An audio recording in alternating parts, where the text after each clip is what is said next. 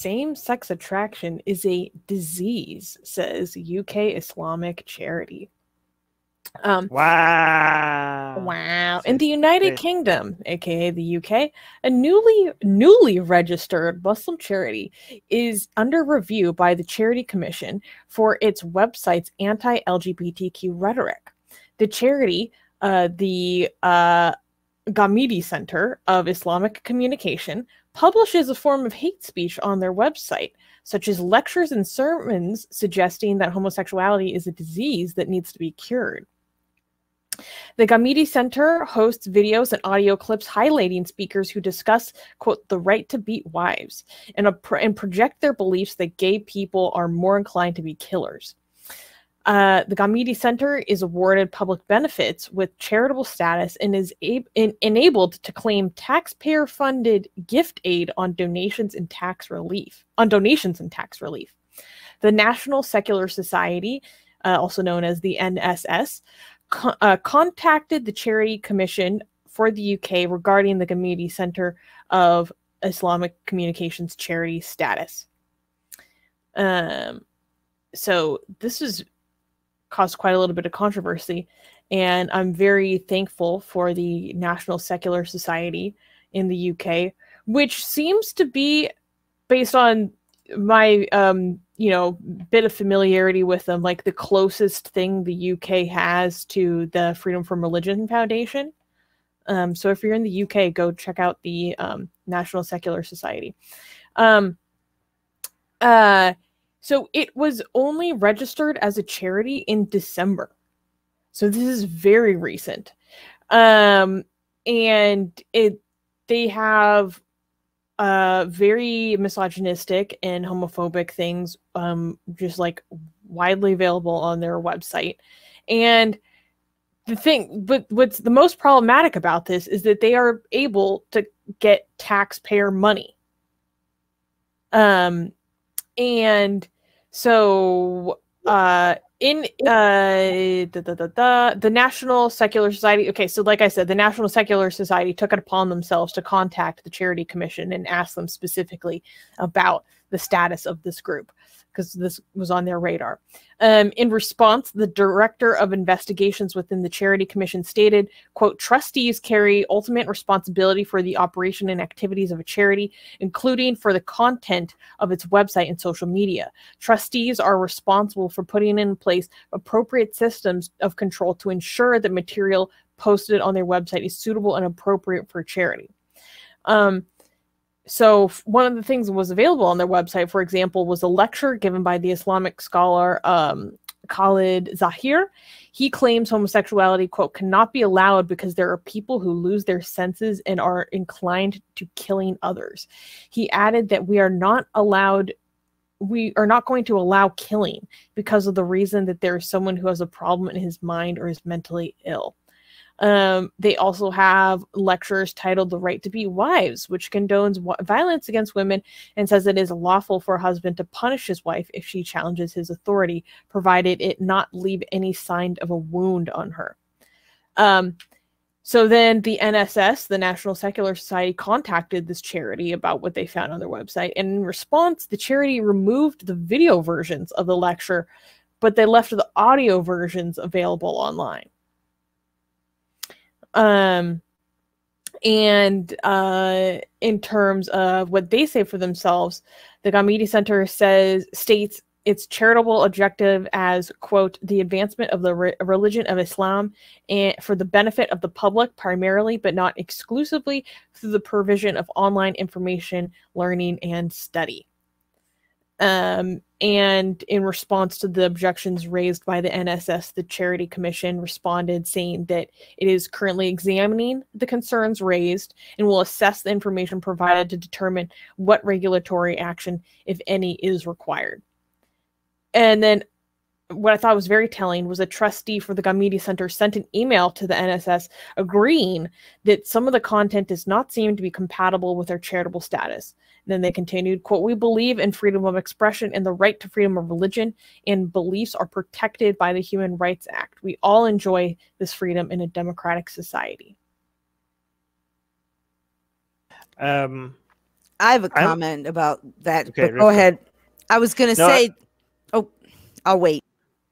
All right. I was gonna say you guys should, everybody should just grab popcorns when it comes to the LGBT versus the left in the UK. This is going to be a battle for years to come, and it's going to be so interesting because for so many years, like a lot of leftists were confused about they couldn't understand the difference between protecting minority rights and making excuses for horrible ideologies like Islam. Like apparently they can't tell the difference. Like you could protect the minorities, protect the people from bigotry without actually endorsing their crappy ideas. Like apparently, so they did both for some reason, for some idiotic reason, right? Even though the values that they were endorsing was against everything that the left holds as sacred. And one of the most sacred values on the left,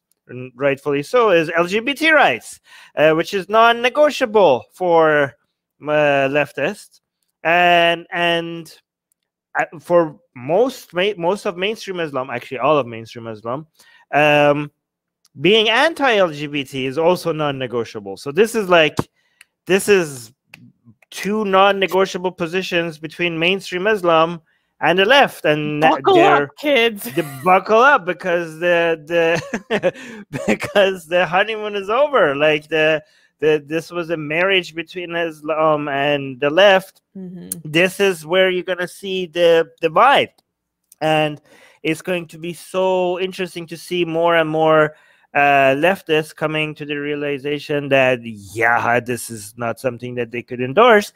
And I want this to escalate because this is something that needs to backfire on the people who endorse these crappy ideologies.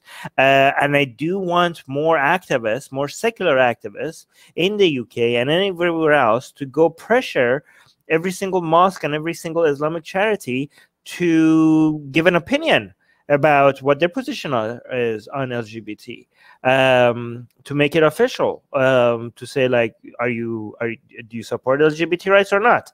And if they are silent about it, to expose them at least to their own community that, look, you guys are anti-LGBT, but your charity, they're cowards. They're not even making it public. They're not this is like a lose-lose situation for these Islamic charities, which is fantastic. If they're public about it, they lose, and if they're not public about it, they have to be exposed as cowards who are not going to take a position, even if they think it's right, to their own community. Okay, so go and pressure every single one of these. Ask every single imam, every single Islamic cleric or whatever official, what is their position on LGBT, to make a public statement. Do they, and don't let them dance around it. Yes or no, do they support LGBT rights or not? Anyways, Rivka. So yeah, I think that your points are, I think you're right about that, and it's good. And it may be like, you know, the breaking point here in the little sordid love affair, but I do think that this imam is counting on them, you know, still being that into Islam, because he did this very brilliant political move here where he agreed with their premise in order to counter it. He said, oh yeah, you know, some of the stuff might be against the charity, but we live in a multicultural society with freedom and the ability to believe what we want to believe. So basically what he's saying is he's got some catchphrases in there to ding ding the, you know, sympathometer. And then he's also trying to play up the fact that despite them violating potentially the rules and talking about encouraging people to do things that are actual crimes in the country they live in. It's one thing to have a theoretical conversation, but when you say, here's how you beat your wife and it's okay, that is a crime in England. So they're encouraging illegal acts, but he's basically telling people, well, but you can't say anything about that because we're in this special category We have religious privilege. Deeply held beliefs, religious privilege, and then, you know, the whole cultural relativistic argument. And then again, the same argument about, you know, I'm going to bring up Islamophobia. You know, in the West, that's how you shame people into being quiet, is by insinuating that they're racist or they're bigots. Or so he doesn't come right out and say this, but he does a really good job of giving you this sort of underhanded, so like, well, we're free to do this because of our religious freedom, aka privilege, and our identity is, you know, in terms of a cultural relativistic worldview. So we'll see what happens. Yeah, and that's the thing. Like, they do have the freedom to believe that. That doesn't mean that they have to receive money from taxpayers of the United Kingdom. That's not something. That's not something they're owed. And it's not, if they don't receive taxpayer funding, then that is in no way stopping them from believing what they want to believe and practicing their religion, or saying that they believe these things and talking about it. Yep.